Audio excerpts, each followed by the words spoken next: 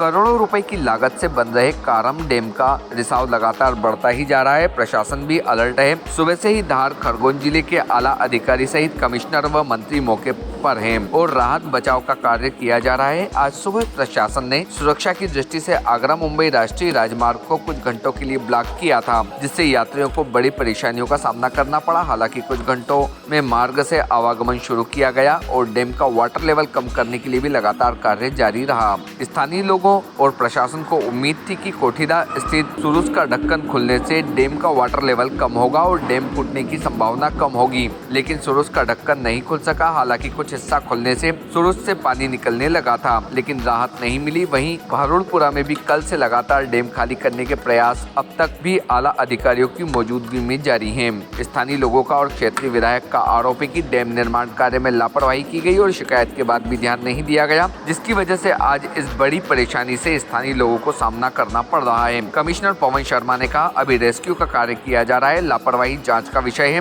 फिलहाल इस पूरे घटनाक्रम में कार्य जारी है। प्रशासन पूरी तरह अलर्ट है। भारतीय न्यूज के लिए धर्मपुरी से जफर अली की रिपोर्ट। ये डीएम की शिकायत हम लोग कम से कम 3 सालों से कंटिन्यू कर रहे हैं। इसमें पत्थर लगाए गए हैं, जहाँ पर मिट्टी लगाना चाहिए थी वहां पर पत्थर लगाए गए हैं। हमारी शिकायत L4 पर है अभी। और अभी भी आप ये देखें कि वर्तमान में आज जो स्थिति बनी है, हमारे क्षेत्र के कम से कम 70 से 80 गांव आसपास के सारे प्रभावित हैं। सुबह से सारे लोगों को खाली करवाने की कोशिश की गई है। ये तो ठीक है, कल लोगों को पता चल गया, पानी जाने निकास इसका जाने लगा, रिसीव होने लगा, है ना। अब अगर लेट नाइट अगर ऐसा कुछ होता है तो हजारों लोगों को जिंदगियां बेघर, खेती बाड़ी बह जाएगी। ग्रामीण लोग हैं, सब आदिवासी बाहुल्य क्षेत्र है, ये जंगल इलाका है। यहाँ पर अधिकतर लोग कृषि पर निर्भर हैं। ज्यादा से ज्यादा लोग कृषि करते हैं। ग्रामीण गरीब लोग हैं, मजदूरी करते हैं। उनकी आजीविकाओं पर बहुत प्रभाव पड़ेगा।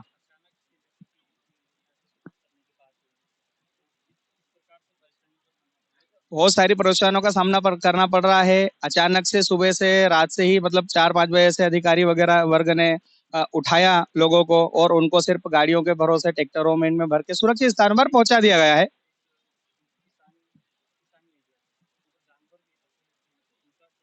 बिल्कुल, पशुओं को तो कोई नहीं पूछ रहा है। लोग भेड़ पालन करते हैं, बकरियां पालन करते हैं, घरों पर भैंसे भी हैं।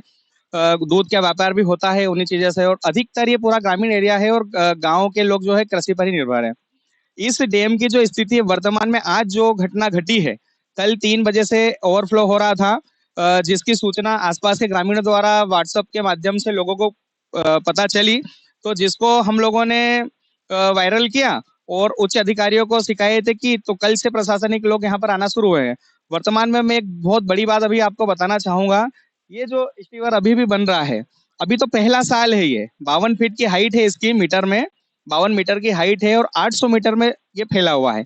300-350 मीटर की चौड़ाई है इस बांध की। 304 करोड़ का प्रोजेक्ट है। इतना शासन ऊपर से इतना सब दे रहा है, उसके बावजूद भी यहाँ के जो भ्रष्ट अधिकारी हैं, उन लोगों ने इसको पूरी तरह से कम से खोखला बनाया है।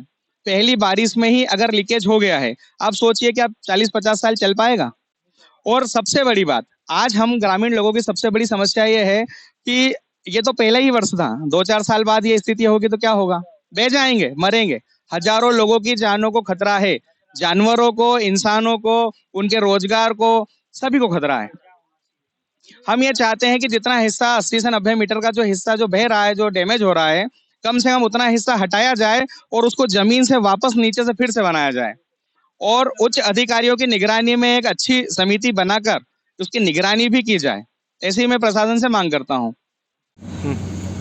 सर, ये जो डैम का काम चल रहा था, डैम में लीकेज हुआ है, 3 बार से इस पर कार्य कुछ एक्चुअली डैम में कुछ जो इसका डाउनस्ट्रीम वॉल होती है उसमें कुछ मिट्टी हटी है, देयर सम सीपेज, तो इसलिए वाटर को रेगुलेटेड वे में निकालने के लिए हम लोग प्रयास कर रहे हैं। सर, जो निर्माण एजेंसी थी उस पर भी यहाँ पर स्थानीय जो लोग, अभी वो मुद्दा मेरे लिए महत्वपूर्ण है। अभी मुद्दा है कि हम लोग ये निकाल सके। हमारे जो लोअर डाउन में 12 गाँव आते हैं धार के और 6 गाँव अपने आते हैं खरगोन के, उनको खाली करा लिया गया। तो अभी हमारी प्रायोरिटी रेस्क्यू ऑपरेशंस है, जांच वगैरह बाद में। Subscribe now to most exciting channel ever.